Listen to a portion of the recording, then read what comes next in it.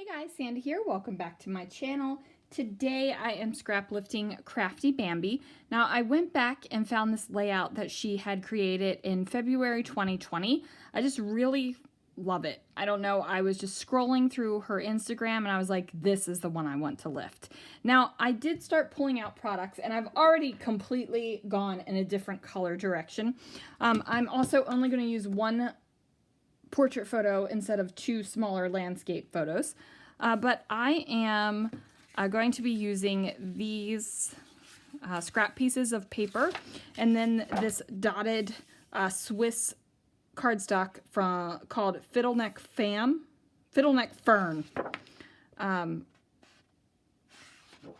So I just love this with this. Like, I just think that that's gorgeous. So I've pulled these products. I have my photo. I also have my Teresa Collins airplane punch and a notebook punch because I might want to add a little bit of texture to the side. This intro is getting a little long, so let's see what I can do. All right, guys, I'm just going to put it out there now. This layout does not have a whole heck of a lot of decoration on it, and I am okay with that. Guys, usually you know I'm a more is more kind of girl, but in this case I don't know.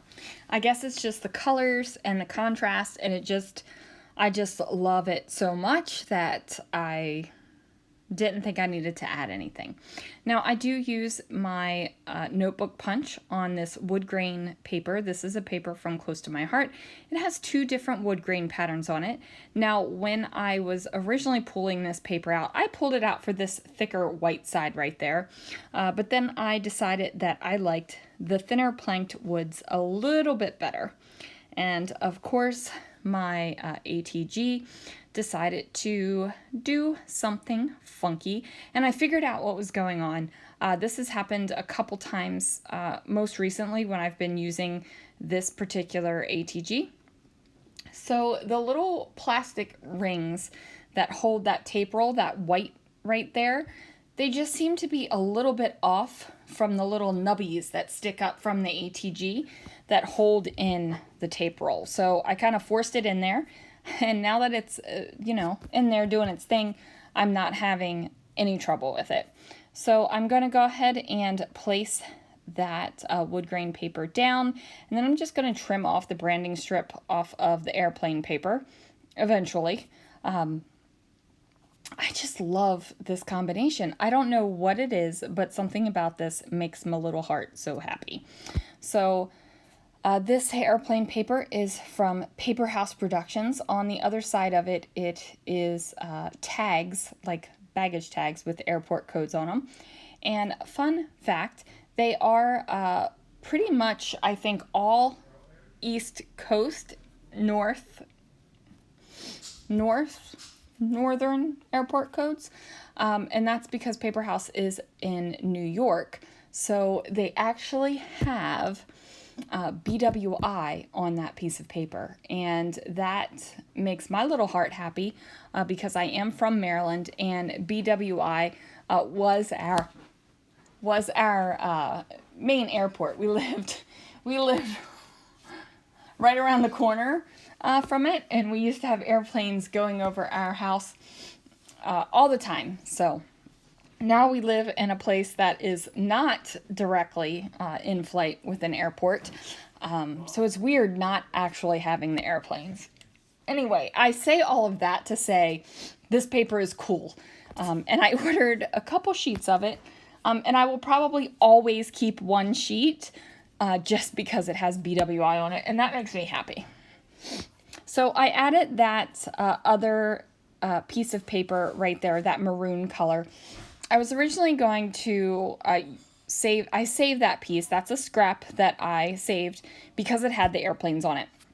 You guys know I love me scrapbooking some airplane photos. The grammar on that sentence was atrocious, but there it is. You know I love scrapbooking airplane photos. So I was going to use the airplanes, but I thought that this layout needed a little pop of contrast somewhere. And I know that there is contrast between this dark Swiss dotted cardstock in the background and then the lighter colors on top, but I just felt like I needed more. So I threw that down there and it made me ridiculously happy. Now I did mat my photo on some Echo Park 8x8 paper pad and then just some white cardstock. Now, tip, if you use cardstock, white and black cardstock, just to mat photos and things like that, buy the cheap stuff. Buy the cheap stuff, because if the only thing you're doing is matting a photo on it, you don't need to buy the super expensive cardstock. I get it from the big box stores, especially when it's on sale.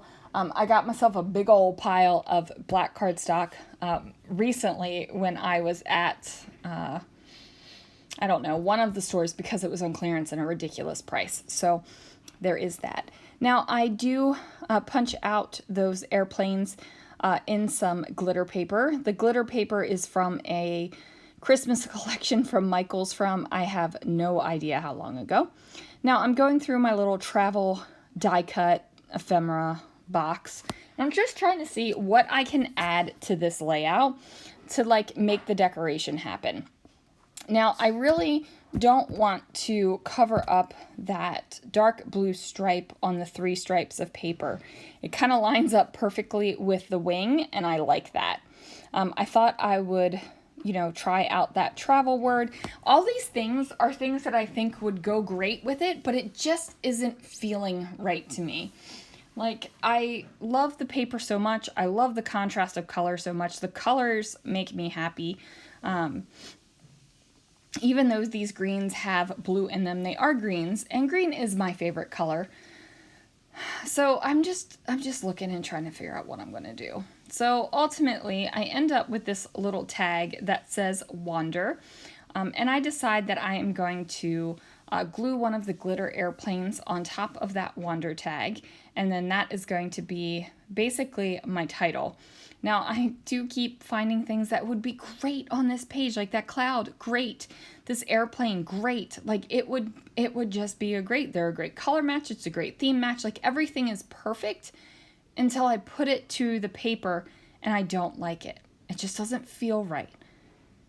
Design-wise, it checks all the boxes.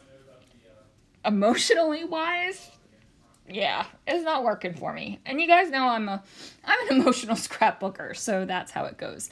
I do like this vellum globe that says "And away we go." It does have an airplane on it, and I'm not worried that the airplanes are facing 2 different directions on the page. It doesn't bother me whatsoever. I pulled out these Jelly Bean Soup letter stickers because I thought they were a great color match, but again, they don't make it onto the page. Now, I thought about grabbing some bigger stickers and making a actual title along that line right there where my finger just kind of swizzled down the page. But yeah, again, I love this layout the way it looks. See, I even tried to bring in the letters. I was going to put the date or something, and I just couldn't do it. I just liked it so much the way it is. And that's me slapping the table, and I was like, you know what? I like it the way it is. I'm going to call it done. So there it is, you guys. Really simple, basic layout. Just layered up paper with some complementing and contrasting colors. Thanks so much for watching. I will see you again real soon for another video.